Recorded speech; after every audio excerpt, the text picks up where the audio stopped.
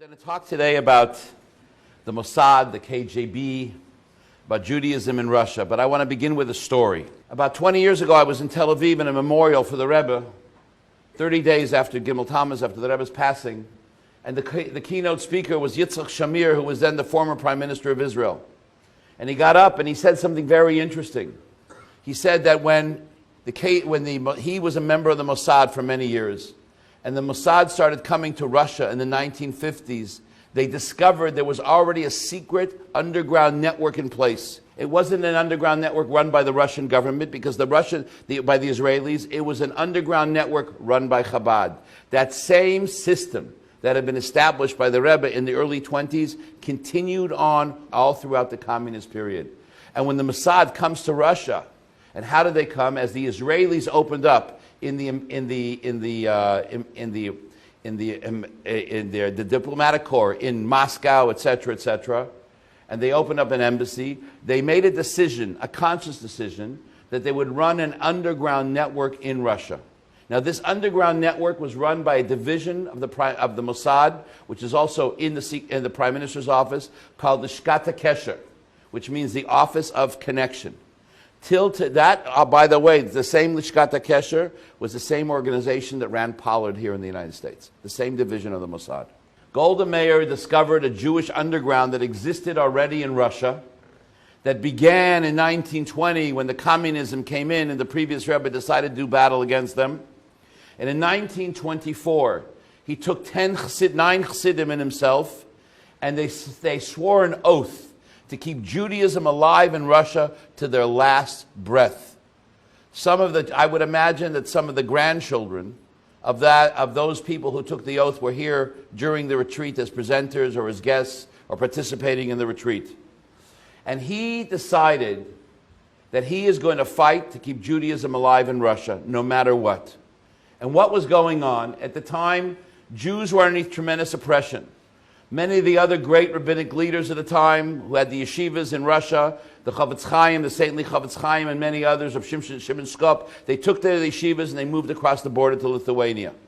And what the Rebbe said is, I'm not going to leave Russian Jewry, I'm going to take care of them.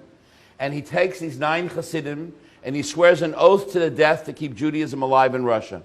And he begins a process of building Judaism in Russia.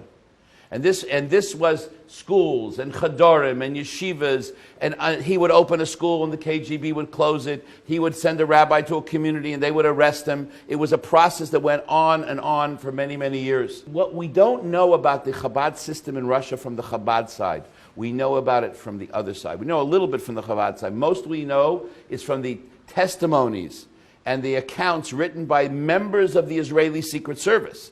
Because the Chabad side, everything was a total secret. Nothing was done publicly. Everything was done 4 eyes in the Rebbe's office. The Rebbe's secretaries knew nothing about what was going on. Nobody knew anything. Everything was an absolute secret. And a lot of those people that were involved in the process are no longer in this world.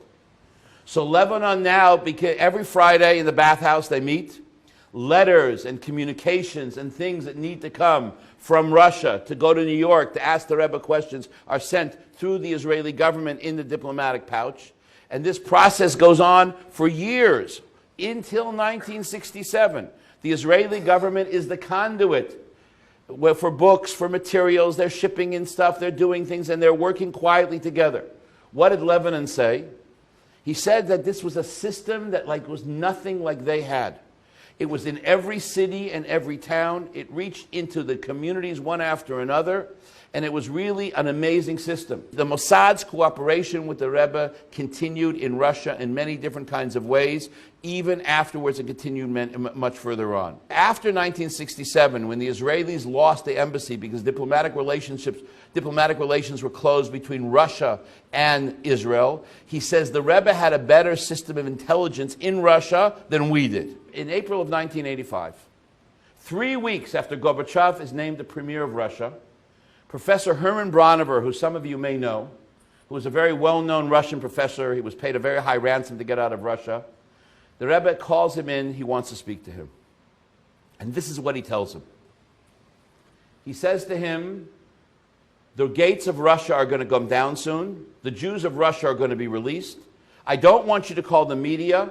I want you to call the Jews in Russia, your contacts in Russia. Bronnever was a big activist. There was a group of different Jewish organizations, Shamir, Chama, Ezras Achim. These are different Chabad organizations that were doing secret work in Russia. And Bronnever was one of the prime activists. I want you to call the Jews in Russia, and I want you to tell them that soon they're going to leave the country and everything's going to change. He's astounded. Gorbachev is prime minister, premier 3 weeks. He gets on the phone. He calls some activists in Moscow, and the guy tells him, listen, there's a KGB car in front of my house right now. My wife was taken in for questioning, and the sense of disbelief is beyond belief. The next day, he writes in a report to the Rebbe that he made a series of calls, and he says nobody believes it, and the Rebbe says the change is underway, but it's just not apparent. Mr. Gorbachev, tear down this wall. We all know what Gorbachev did, that Gorbachev went in the late 80s, early 90s, he changed the policy of the former Soviet Union, and he allowed Jews to leave. Now the Soviets themselves may, in a limited way, be coming to understand the importance of freedom. We hear much from Moscow about a new policy of reform and openness. Some political prisoners have been released. If you go back to the 80s, Senator Henry Scoop Jackson got a bill through Congress allowing the immigration of Soviet Jews to the United States at a time when immigration had been highly restricted. We'll honor the right of a person to leave a country freely and return freely, just as clear as anything can be. The Russians saw it as an opportunity to open their jails. That's when you see members of Russian organized crime come to the United States for the very, very first time. In June of 1992, Gorbachev comes to Ben Gurion University in the Negev to get an honorary degree. One of the professors at Ben Gurion University is Herman Bronnever. The president of Ben Gurion University asked Herman Bronnever, would he please be the personal host and take Gorbachev around his visit to Ben Gurion University in the Negev. He tells him, fine. In the middle of the visit, he says, I have to tell you a story. He tells him in 1985, he tells him in April of 1985, the Rebbe called me in, he told me this whole story, blah, blah, blah, etc., etc. And he tells this to Gorbachev. So Gorbachev turns to him and he says to him, how could he know if I didn't know? A year later, he's in Oxford. Peter Kalms, the father-in-law of Heshi Epstein, who was the president of Shamir, tells Gorbachev the same story about what happened in April of 1985, and Gorbachev tells Peter Kalms, how could he know if I didn't know? The story has been verified from 2 different historical sources. ארץ קטנה כמונו, זה מדהים. ואני רואה שאנחנו קונים את מנהטן, וקונים את הונגריה, וקונים את רומניה, וקונים את פולין. אז אין בעיות לנו, אני מבין שהכישרונות והקשרים והתנופה מגיעה כמעט לכל מקום. וזה באמת מעניין. מעניין מפני שאנחנו ארץ קטנה, בסך הכל. וכנראה שקשה לנו מאוד יהיה להיות ארץ תעשייתית. פשוט אין לנו מספיק שוק מקומי גדול בשביל לעשות תעשייה מקומית. God Almighty is our leader. Leader of its own. He is the one leader. God Almighty bless everyone. You're happy. You don't go from strength to strength in all things necessary, especially for the benefit of the multitude of nationalities.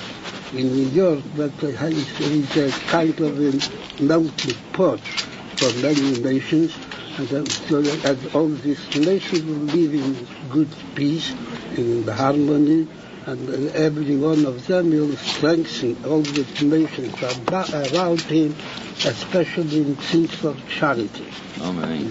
God Almighty bless you. I hope that in the near future the melting pot will be so active that it will be not necessary to underline every time that they are Negro and they are white and they are Hispanic, etc., etc., because there is no difference. All of them are created by the same God, and created for the same purpose to add all good things around them and around, especially beginning by themselves and their families. I said before, I'm not so happy about the underlining. There's heavy Brooklyn on one side, and Manhattan on the second side. And then there are all the people in the Hispanic, etc. on the third side, which is a real melting pot. Certainly it must be a melting pot for all good things. There's no difference here. Vorstellung von President George Herbert Walker Ben Doherty. Vorstellung war gut, mit dem Gottesnamen. Helfen wir für sicher, haben wir das zu hier. Und bringen schon in der Bäume, und diese Verhältnisse so. Und der Zugang mit unserer Familie. Weil die sind auf jeden Fall, aber nicht der Rocknehmen.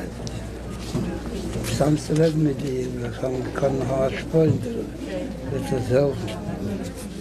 About 8-9 years ago, President Bush went to St. Petersburg. He traveled on an official visit to Russia. And I'll tell you a story within a story. So he gets to Moscow, and he's in the embassy. And in the embassy, there's a reception, and the chief rabbi of Russia, Beryl Lazar, is there at the reception. And he goes by him together, one of the other rabbis, Rabbi Berkowitz. And the president turns to his aide and he says, "Tell Ari his buddies are here." Who is Ari? Ari, what's the name of the spokesman of the White House in those days? Is Ari Fleischer. Ari Fleischer was the spokesman in the White House. And when he was a little bit younger, he had been the president of the Congressional Jewish Forum, which was a Chabad organization in Congress. So he knew that Ari was connected to Chabad. So the president saw the two Chabad rabbis. He tells his aide, "Tell Ari his buddies are here." Fleischer comes running in like a meshuggah. The president wants him. He's told the president wants to know that the Chabad rabbis are here to see him. But so what happened to that visit is he went to St. Petersburg. And in St. Petersburg, he visited the great Chorale synagogue in St. Petersburg, which was built by Rabbi Pesner. And in that synagogue, Rabbi Pesner takes him into a room and shows him a whole bunch of Torah scrolls. What is the story with these Torah scrolls? When these rabbis came in the mid-60s, they discovered these Torah scrolls. And they had an idea, you know what? Nobody's using them in Russia. Let's take them out of Russia. We'll spread them around the world, and there'll be Torah scrolls for synagogues, Sefer Torahs for shuls. And they told the Rebbe, and the Rebbe said, no. There'll be a time that there'll be a renaissance of Judaism in Russia, and these Torah scrolls will be used in Russia. And when they told the story to President Bush, he said, that's a prophecy. And he was so taken with the rabbi and Rebbitzin in what's his name in St. Petersburg, he invited them to the White House as his private personal guests. Barbara Bush, Mrs. Bush was so taken by the Rebbitzin Pesner that she invited her to the White House as a personal guest. The difference between Poland and Russia is a vibrant, dynamic Jewish community. I was in Moscow on Simchas Torah night. There were 1,000 people there.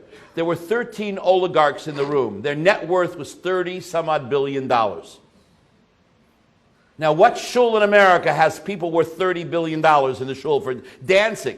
At 3:30, at 4, so we were dancing till 11 o'clock, and then we had a break, and then we had the dancing again. At 3 o'clock in the morning, we went on the street, and at 3:30, 4 o'clock in the morning, I'm walking home with Rabbi Lazar. You'd think he'd be impressed that he had these oligarchs worth $30 billion. He said to me, I had success tonight. I said, what was your success? He says, 3 guys decided to get a bris, and 4 guys decided to put on tefillin. But we're talking here a different kind of world. You know, there was a row of Mercedes in front of the shul, each guy with a driver and bodyguards, and these guys are dancing inside like everybody else. They run the economy of Russia. The difference is we're the Jewish establishment in Russia. There's no Jewish Federation. We are the Jewish Federation. There's no ADL. We are the ADL. There's no AJC. We are the AJC. Judaism in Russia is run 98% by Chabad. It's a different ballgame. It is the most amazing Jewish community that I've ever been to in my life. It is so well organized. There's schools in this town with 1,000 students, with 50,000 Jews. It's an amazing place. I mean, now there's challenges, and everything in the city is run by Jews. The shopping centers are owned by Jews. Both airlines are owned by a Jew. The banks are owned by Jews. The gas stations are owned by Jews. The whole downtown, everything is owned by these oligarchs. In fact, the governor now, on behalf of Ukraine, is one of these oligarchs. One of the other elements for the success of Judaism in Russia, even though he's not so popular right now in the United States, has been the friendship to the Jewish world of the president of Russia, which is Vladimir Putin. And you have to ask yourselves, why is this so? I heard a great line from a professor of mathematics in Novosibirsk. He told me like this: Putin may not be good for Russia, but he's definitely good for the Jews of Russia. Putin may not be good for Russia, but he's definitely good for the Jews of Russia. Why is he good for the Jews of Russia? Because when Putin was a young child, He lived in an apartment building in St. Petersburg. And he would come home every day from school, and his parents were out working, and in the same entrance, in the same apartment or the adjacent apartment, there lived a religious Hasidic family.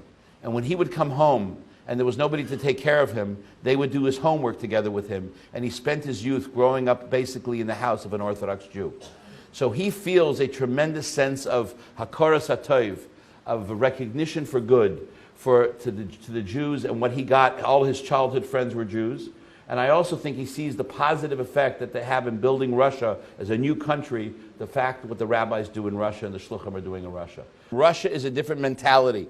And this is part of the conflict right now between Russia and the United States. You can't push the Russians have to be dealt with through quiet. A very shrewd observer in Moscow told me, you can't deal with Russia like the United States. Here it's public pressure, it's tumult, it's polls. In Russia, everything is quiet deals. For instance, there is a lot of quiet deals between Russia and Israel that you know nothing about. And the early meetings between Putin and Sharon and Putin and Bibi were orchestrated by Chabad. They were arranged. But a lot of the deals, Russia is a different political mentality. There is a lot of quiet deals between Russia and Israel that you know nothing about. There is a lot of quiet deals between Russia and Israel that you know nothing about. Решение о национализации этой библиотеки было принято советским правительством, первым советским правительством, и членами его являлись примерно на 80-85% евреи. Но они же, руководствуясь ложными идеологическими соображениями, шли тогда на аресты и репрессии и иудеев, и православных, и представителей других конфессий, мусульман. Они всех гребли под одну гребенку. И вот эти идеологические шоры и ложные идеологические установки, они... Важно, что ваш фонд многое делает для активизации контактов между народами России и Израиля. Помогает расширять сотрудничество между нашими странами в политике, экономике, культурно-гуманитарной, и в других областях. И такую деятельность, разумеется, можно только приветствовать. Подчеркну, мы в России уделяем большое внимание развитию многоплановых взаимовыгодных отношений с государством Израиль. Стремимся выстраивать их в партнерском, конструктивном духе. Я без всякого преувеличения могу сказать с гордостью, что, наверное, такого уровня отношений между Россией и Израилем никогда не было. Если не вспоминать, конечно, самые первые месяцы, может, пару лет образования государства Израиль. Мне напоминает то, на чем строится неприятие, не знаю, какому-то этносу, скажем, антисемитизм. Значит, если кто-то чего-то не умеет делать, кто-то в чем-то проявляет неспособность решить проблемы, виноваты всегда евреи, антисемитов, за их собственные промашки. Легче сказать, что мы не виноваты, это виноваты русские, они вмешались в наши выборы, а мы хорошие. Это вообще мне антисемитизм напоминает. Во всем евреи виноваты, понимаете? Сам придурок так ничего сделать не может, евреи виноваты.